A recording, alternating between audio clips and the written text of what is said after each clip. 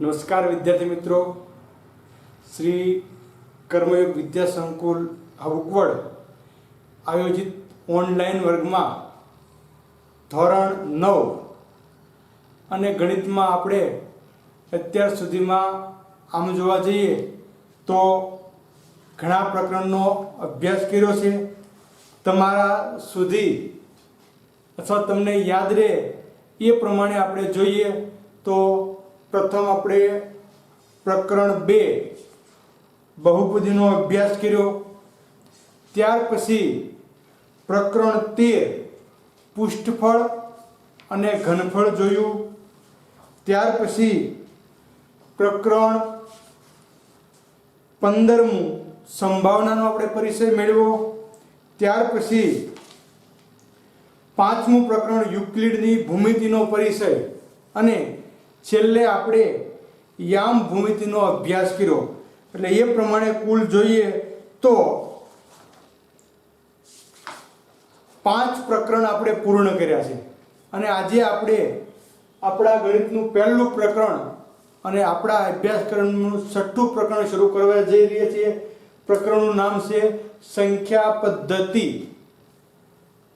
ના પ્રથમ લેક્ચરમાં આપ સર્વે વિદ્યાર્થી મિત્રોને આવકારું છું અને આશા રાખું છું કે અગાઉના તમામ લેક્ચર તમે જોયા હશે. પણ જો કદાચ કોઈ લેક્ચર જોવાનો બાકી રહી ગયો હોય તો આપણી યુટ્યુબની ચેનલ કર્મયોગ સ્કૂલ તમે લખશો એટલે આવી જશે અને તમારે જે લેક્ચર બાકી રહ્યો હોય તમે અમારી સિવાય ડાયરેક્ટ જોઈ શકશો.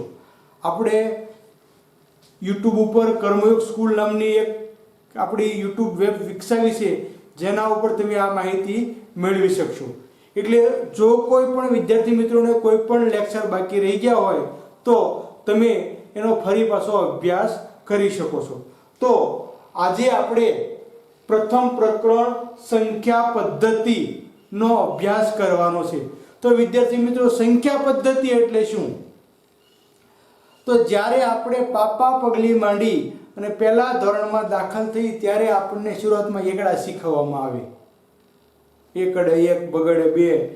આપણે પાટીમાં ઘૂંટતા ઘૂંટતા ન ખબર પડતા 100 સુધીની સંખ્યા શીખીએ છીએ. ત્યાર પછી આગળ 101 થી શરૂ કરી અને અનંત સુધીની સંખ્યા આપણે શીખીએ છીએ. તો શું આ સંખ્યા પદ્ધતિ? આપણે સંખ્યા પદ્ધતિ જે જોવાની છે એ એના વિભાગ પ્રમાણે અલગ અલગ છે. તો સૌપ્રથમ આપણે શરૂઆત કરીએ કે તમે બધા સંખ્યા રેખા ભણી ગયા છો, બરોબર ને? આવડે છે ને?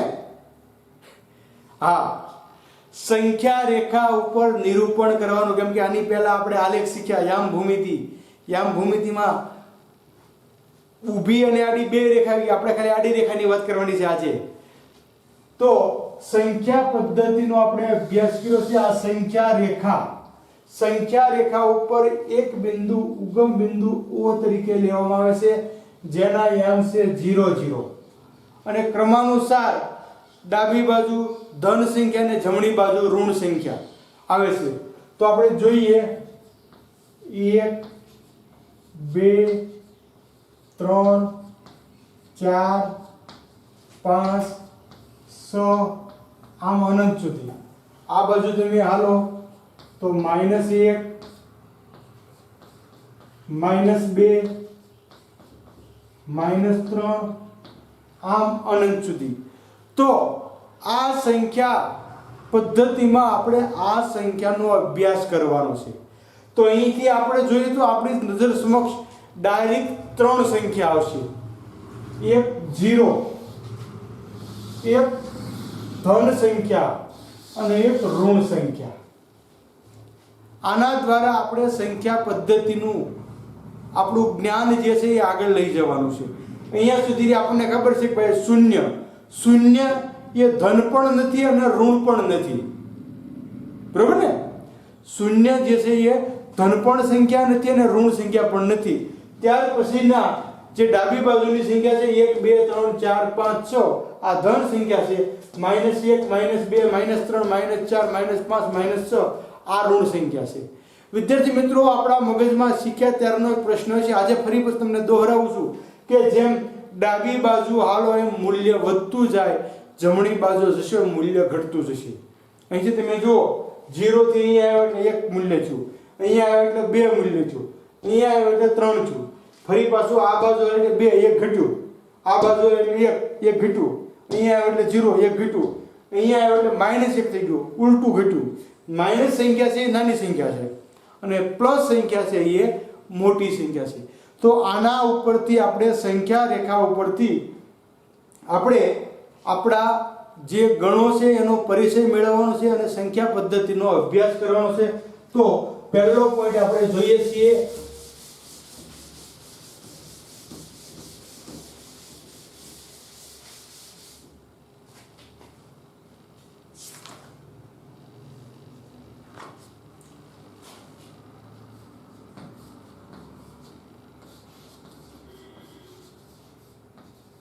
વિવિધ સંખ્યા ગણ. જો અહીંયા આપણે આપણા અભ્યાસક્રમની જે સંખ્યા છે એની ચર્ચા કરીશું તો પહેલો જ ગણ આવશે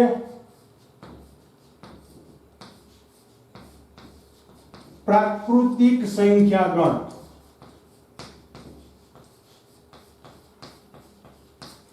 કયો આવશે?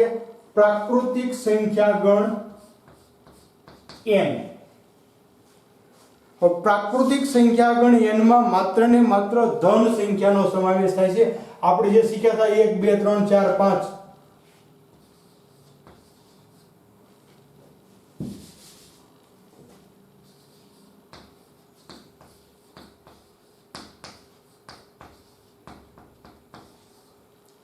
માત્ર ધન સંખ્યા.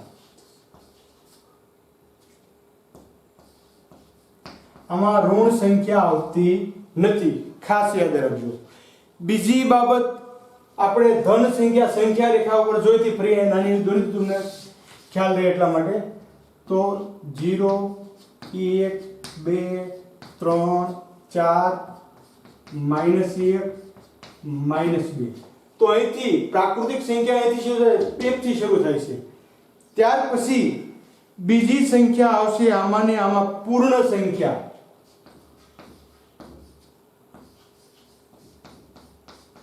પૂર્ણ સંખ્યા ગણ. તો પૂર્ણ સંખ્યા ગણ એટલે W. જો અંગ્રેજીમાં તમે કહેતા હો તો પ્રાકૃતિક સંખ્યા ગણ એટલે નેચરલ નંબર. ત્યાર પછી પૂર્ણ સંખ્યા એટલે હોલ્સ નંબર એટલે પૂર્ણ સંખ્યા ગણ W. તો એ 0 થી શરૂ થશે. ક્યાંથી? અહીંયા સુધી આવી ગયો. આ n અહીંથી શરૂ થયો એટલે W.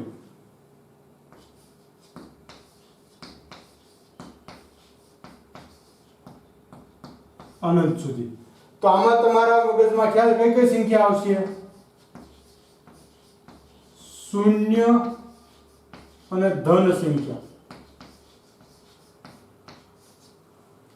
આમાં માત્ર ધન સંખ્યા. હવે ત્યાર પછી હજી અહીંથી આગળ એટલે ઋણ સંખ્યા આવી જશે. હજી આગળ આવજો જેને આપણે કહીએ છીએ પૂર્ણાંક સંખ્યા ગણ. પૂર્ણાંક સંખ્યા ગણ જેને આપણે z તરીકે ઓળખીએ છીએ. આજે આપણે તમામ ગણની પેલા પરિચય લઈ લઈએ પછી આગળ વધીએ. તો ત્રીજો ગણ છે પૂર્ણાંક સંખ્યા ગણ જેને આપણે z તરીકે ઓળખીએ છીએ. તો આમાં સંખ્યા આવશે -3 -2 -1 0 1 2 3. તો પૂર્ણાંક સંખ્યા ગણમાં કઈ કઈ સંખ્યાનો સમાવેશ થાય છે? તો આપણે કહી શકીશું કે ધન સંખ્યા, શૂન્ય અને ઋણ સંખ્યા. ધન સંખ્યા, શૂન્ય અને ઋણ સંખ્યા નો આમાં સમાવેશ થાય છે. તો હવે આ ત્રણ ગણને આધારે આપણે નક્કી કરી શકીએ કે સૌથી નાની પ્રાકૃતિક સંખ્યા કઈ? સૌથી નાની પ્રાકૃતિક સંખ્યા તો પ્રાકૃતિક સંખ્યામાં સૌથી નાની પ્રાકૃતિક સંખ્યા 1 આવશે. સૌથી નાની પૂર્ણ સંખ્યા કઈ? તો સૌથી નાની પૂર્ણ સંખ્યા આવશે 0, 0. સૌથી નાની પૂર્ણાંક સંખ્યા, તો સૌથી નાની પૂર્ણાંક સંખ્યા આપણને મળશે નહીં. ભૂલમાં ન રહેતા, કેમ કે આ બાજુ પણ અનંત સુધી એટલે સૌથી મોટી સંખ્યા ન મળે, સૌથી નાની સંખ્યા ન મળે, કેમ કે આ બાજુ ઋણમાં તમે જાઓ ત્યાં સુધી જઈ શકો, માઇનસ અજબ ગજબ સુધી આપણે એમાં જઈ શકીએ છીએ. બરોબર? એટલે અબજ સુધીની વાત કે 10 અબજ કે ખરવા નીકળવા ઘણી બધી ગણતરી આવે છે, પણ આપણે એમાં પડતા નથી. પણ વિદ્યાર્થી મિત્રો, અત્યારથી જ આપણે કોમ્પિટિશન એક્ઝામની તૈયારી કરતા હોય તો આપણને ખ્યાલ આવે છે કે આવા નાના નાના પ્રશ્નો આવે કે સૌથી નાની પ્રાકૃતિક સંખ્યા ખાલી જગ્યા છે પછી લખ્યું હોય કે 1, 0, 10 અને 20, તો આપણે કે સૌથી નાનો 0 જ હોય ને. પણ પ્રાકૃતિક સંખ્યા ગણ શરૂ 1 થી થાય છે, એટલે સૌથી નાની પ્રાકૃતિક સંખ્યા 1 આવશે.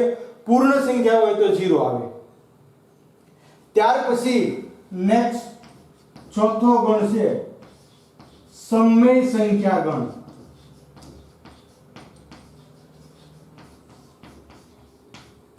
જેને આપણે Q તરીકે ઓળખીએ છીએ. સમય સંખ્યા ગણ Q. તો હવે વિદ્યાર્થી મિત્રો આપણે એ જોવાનું છે કે સમય સંખ્યા કોને કહેવાય? તો ટૂંકમાં જ તમને હું કહી દઉં કે જે સંખ્યાના છેદમાં કોઈ પણ પદ હોય 0 સિવાયનું, એને સમય સંખ્યા કહેવાય. ટૂંકમાં કોઈ પણ સંખ્યાને તમે p/q, p ના છેદમાં q સ્વરૂપે લખી શકો, આવી સંખ્યાને સમય સંખ્યા કહેવાય. તો તમને ખ્યાલ આવશે કે ભાઈ 1 છે સમય છે? તો કે હા, કેમ કે કોઈ પણ સંખ્યાના છેદમાં કાંઈ ન હોય તો 1 તો હોય જ, એટલે 1 સમય સંખ્યા છે. -2 સમય સંખ્યા છે? તો કે હા, એમાં -2 ના છેદમાં પણ એક સંખ્યા આવશે. એટલે તમામ પ્રાકૃતિક સંખ્યા, પૂર્ણ સંખ્યા અને પૂર્ણાંક સંખ્યા તમામ સમય સંખ્યા છે. બરોબર?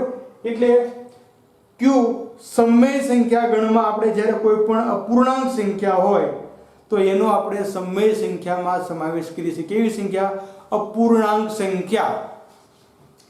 તો અહીંયા આપણે એ જ તમને કહીએ છીએ કે ધન સંખ્યા, શૂન્ય, ઋણ સંખ્યા અને અપૂર્ણાંક સંખ્યા.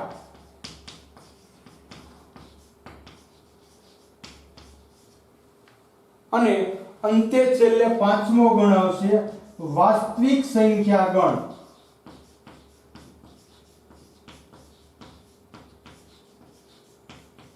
જેને આપણે વાસ્તવિક સંખ્યા ગણ આ તરીકે ઓળખીએ છીએ.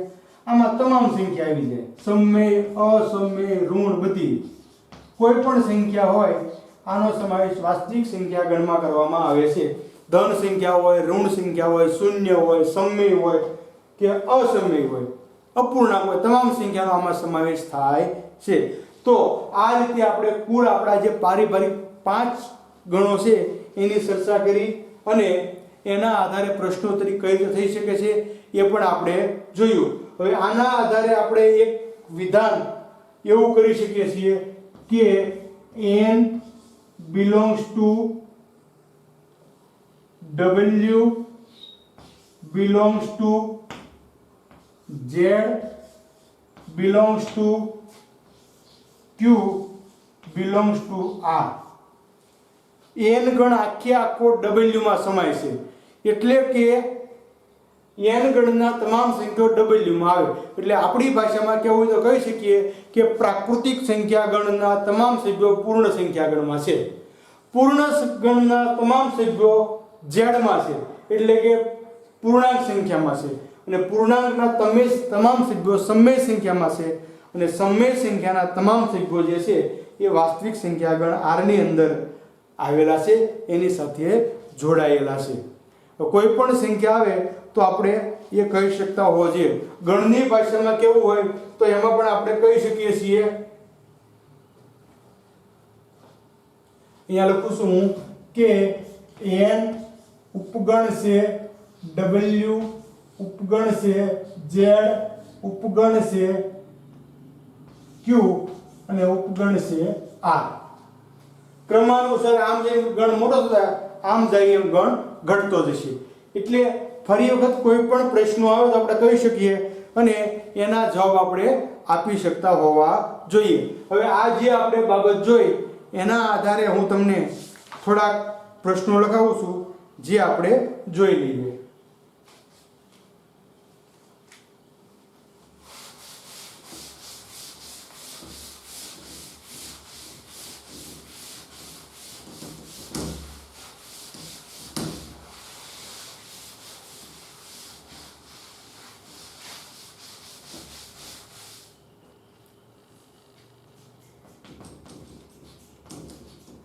નીચેના વિધાનો ખરા છે કે ખોટા?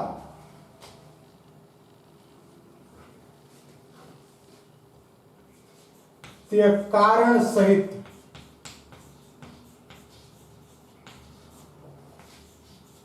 જણાવો. અહીંયા વિદ્યાર્થી મિત્રો લખ્યું એનો અર્થ એ થયો કે જો સાચું હોય તો કારણ આપવાની જરૂર નથી, પણ ખોટું હોય તો કારણ દેવાનું. એટલે આપણે કહી દે સાચું કહી દો એટલે આપણે કાંઈ પ્રશ્ન ન આવે. પણ એમ વાત નથી, આપણે સમજણપૂર્વક જે ગણનો અભ્યાસ કર્યો છે એના આધારે જ આ પ્રશ્નોના જવાબ દેવાના છે. તો પ્રથમ પોઈન્ટ આપણે જોઈએ, દરેક પૂર્ણ સંખ્યા એ પ્રાકૃતિક સંખ્યા છે. દરેક પૂર્ણ સંખ્યા એ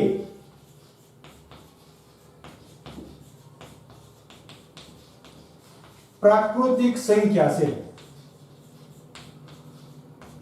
હવે તમે જુઓ, પૂર્ણ સંખ્યા એટલે કયો ગણ આવશે? W. અને પ્રાકૃતિક સંખ્યા ગણ એટલે n. તો પ્રાકૃતિક સંખ્યા ગણ ક્યાંથી શરૂ થાય? 1 થી. પૂર્ણ સંખ્યા ક્યાંથી શરૂ થાય? 0 થી. તો દરેક પૂર્ણ સંખ્યાનો ગણ પ્રાકૃતિક સંખ્યા ગણમાં આવતો નથી. પ્રાકૃતિકનો પૂર્ણમાં આવે એટલે વિધાન કેવું થયું? અસત્ય વિધાન. વિધાન ખોટું. શા માટે? તો પૂર્ણ સંખ્યા શૂન્યનો સમાવેશ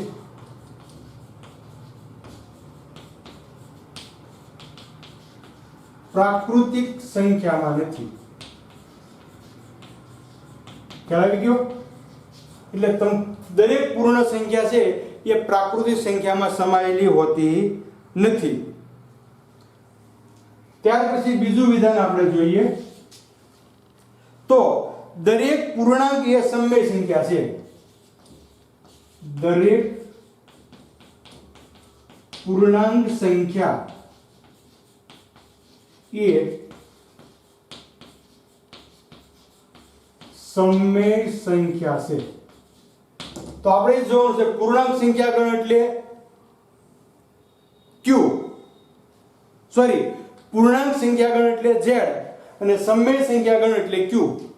તો Z ના તમામ સભ્યો Q માં હોય જ, એટલે આ વિધાન કેવું છે? સત્ય વિધાન છે. સત્ય વિધાન હોય તો એનું આપણે કારણ આપવાનું રહેતું નથી, કેમ કે બધા સભ્યો એમાં સમાયેલા હોય છે. ત્યાર પછી ત્રીજું, દરેક સમય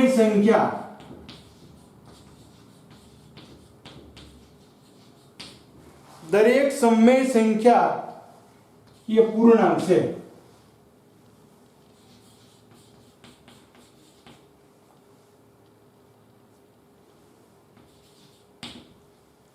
દરેક સમય સંખ્યા એ પૂર્ણાંક છે. તો જો અહીંયા આપણે કહી શકીએ કે દરેક સમય સંખ્યા જે પૂર્ણાંક સંખ્યા બની શકે નહીં, કેમ કે ઘણી બધી સંખ્યા એવી છે કે પૂર્ણાંક સંખ્યા હોય પણ સમય સંખ્યા ન હોય. સોરી, દરેક સમય સંખ્યા પૂર્ણાંક ન બની શકે. પૂર્ણાંક છે એ સમય હોય જ, પણ સમય છે એ પૂર્ણાંક હોઈ શકે નહીં, એટલે અસત્ય વિધાન.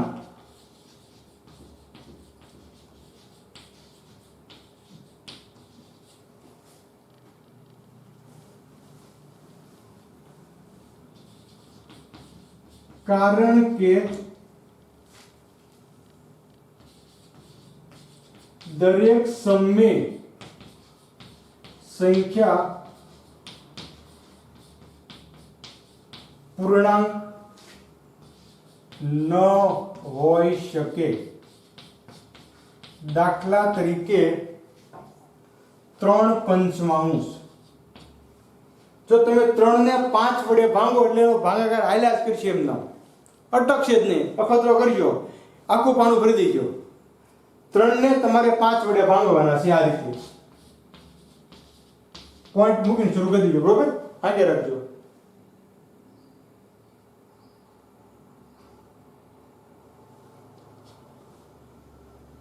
પાંચ 6 30. સોરી, હો ભૂલાઈ ગયું. 5 6 30.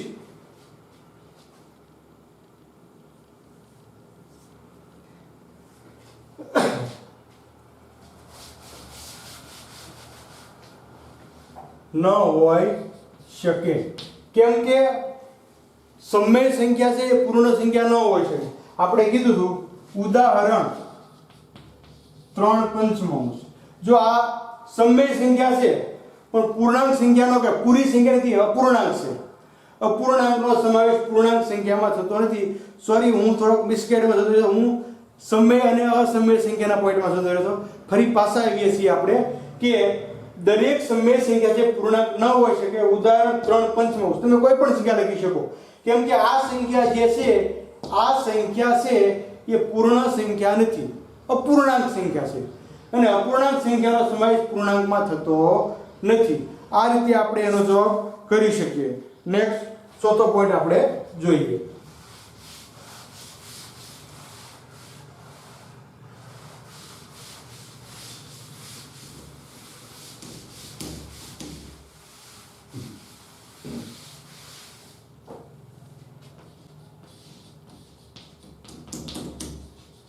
સૌથી નાની પૂર્ણ સંખ્યા 1 છે. સૌથી નાની પૂર્ણ સંખ્યા 1 છે.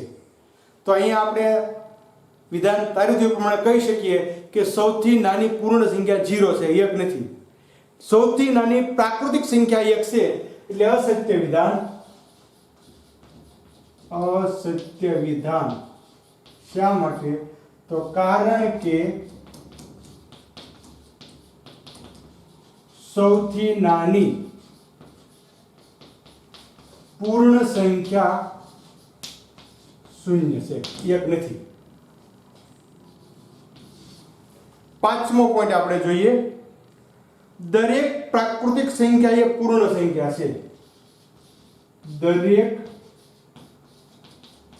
પ્રાકૃતિક સંખ્યા એ પૂર્ણ સંખ્યા છે. દરેક પ્રાકૃતિક સંખ્યા એ પૂર્ણ સંખ્યા છે.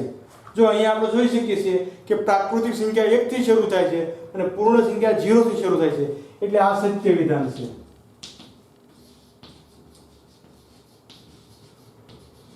સત્ય વિધાન. ત્યાર પછી છઠ્ઠો પોઈન્ટ આપણે જોઈએ તો દરેક પૂર્ણાંક એ પૂર્ણ સંખ્યા છે. દરેક પૂર્ણાંક એ પૂર્ણ સંખ્યા છે. તો આ વિધાન કેવો છે? અસત્ય વિધાન.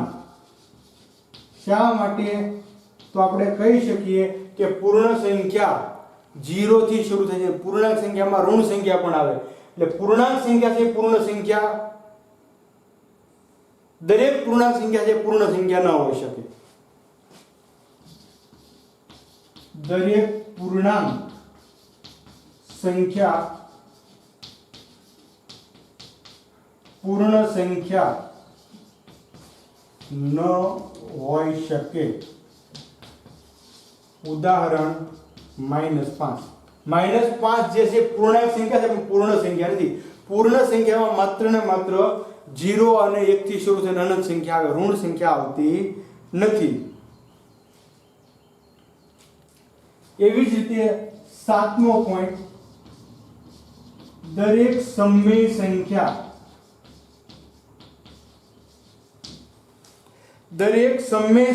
એ પૂર્ણ સંખ્યા છે. એ પૂર્ણ સંખ્યા છે.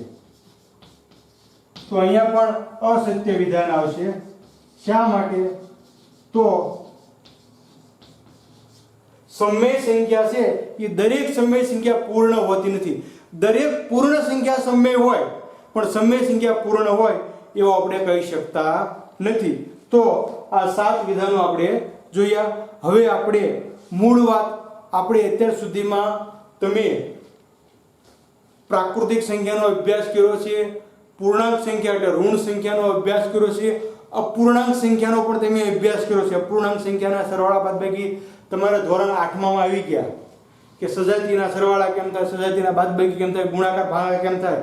હવે આપણે નવો જ પોઈન્ટ શીખવાનો છે, સમય સંખ્યા. તો અત્યાર સુધીની આ તમામ બાબત જે છે એ આપણે પહેલા પોઈન્ટમાં જોઈ. હવે આપણે બીજો પોઈન્ટ જોઈએ છે, ગણનો પરિચય લીધા પછીનો બીજો પોઈન્ટ આપણે જોઈએ છીએ, સમય સંખ્યા.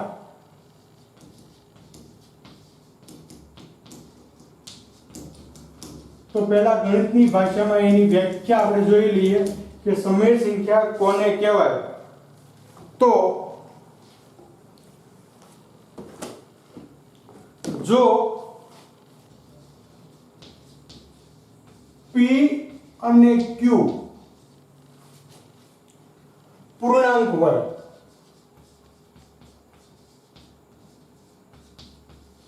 જો પૂર્ણાંક હોય એટલે કા ધન હોય ને કા ઋણ હોય, એની સિવાયની કોઈ સંખ્યા ન હોય, અને Q શૂન્યતર સંખ્યા હોય, Q શૂન્યતર હોય તો Q શૂન્યતર, Q શૂન્ય સિવાયની, છેદમાં શૂન્ય આવવો જોઈએ નહીં, નહીં અને નહીં હોય, તથા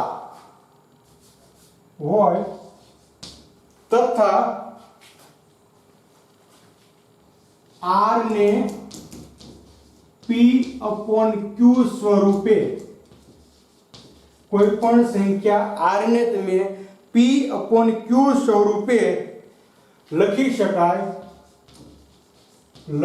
શકાય તો R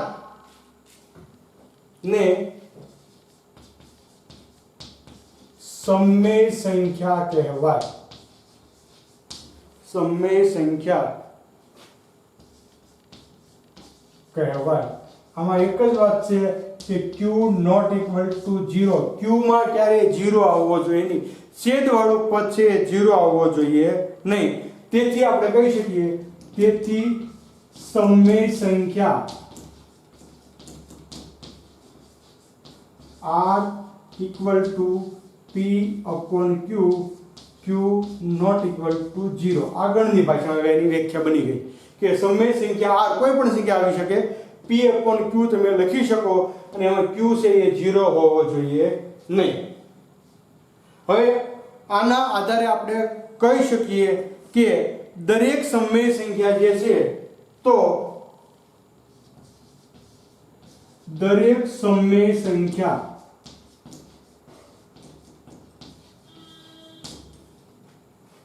ને P/Q સ્વરૂપે લખી શકાય.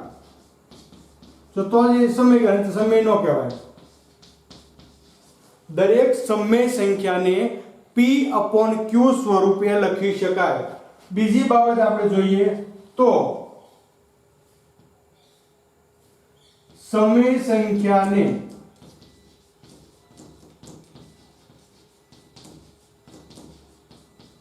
યાદીની રીતે લખી શકાય નહીં. આપણે જેમ લખ્યું હતું કે પ્રાકૃતિક સંખ્યા ગણીએ 1 2 3 4, એમ જો બધી સંખ્યા મેં લખી હતી, પ્રાકૃતિક સંખ્યા ગણ લખી, પૂર્ણ સંખ્યા લખી, પૂર્ણાંક લખી, પણ સમય સંખ્યાને હું આ રીતે લખી શક્યો ન હતો. બરોબર? કેમ કે એમાં સંખ્યાઓ ઘણી બધી આવતી હોય અને એને આપણે યાદી રીતે લખી શકતા નથી. ત્યાર પછી આપણે કહી શકીએ સમય સંખ્યાને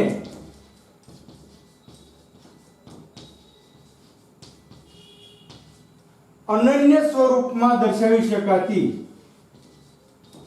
અનન્ય સ્વરૂપમાં દર્શાવી શકાતી નથી, તેથી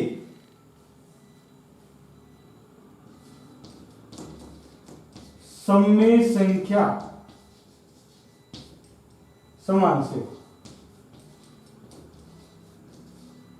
દાખલા તરીકે 5 એટલે 5 જ, તેનાથી અનન્ય પછી બીજી કોઈ સંખ્યાને 5 ન કહી શકો, પણ સમય સંખ્યા આ રીતે આપણને મળી શકે.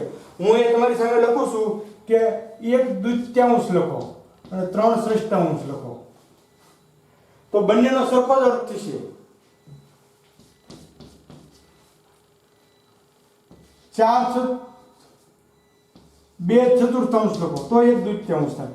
એટલે આપણે અનન્ય સ્વરૂપે લખી શકતા નથી, એટલે સમય સંખ્યા સમાન આ રીતે આપણને મળી શકે. અને બીજું કે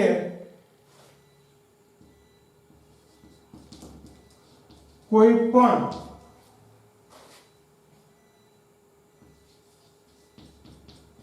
પૂર્ણાંક સંખ્યા વચ્ચે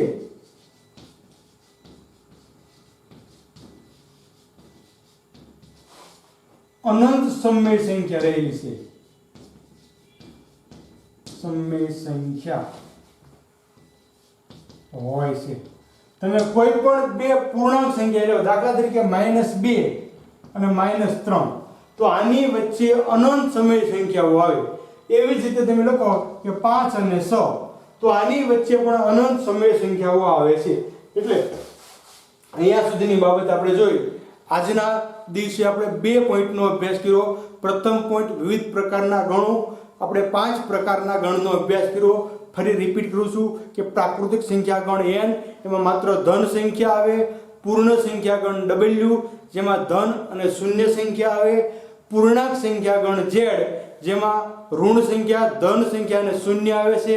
ત્યાર પછી સમય સંખ્યા ગણ q, જેમાં ધન, ઋણ, શૂન્ય અને અપૂર્ણાંક સંખ્યાનો સમાવેશ થાય છે.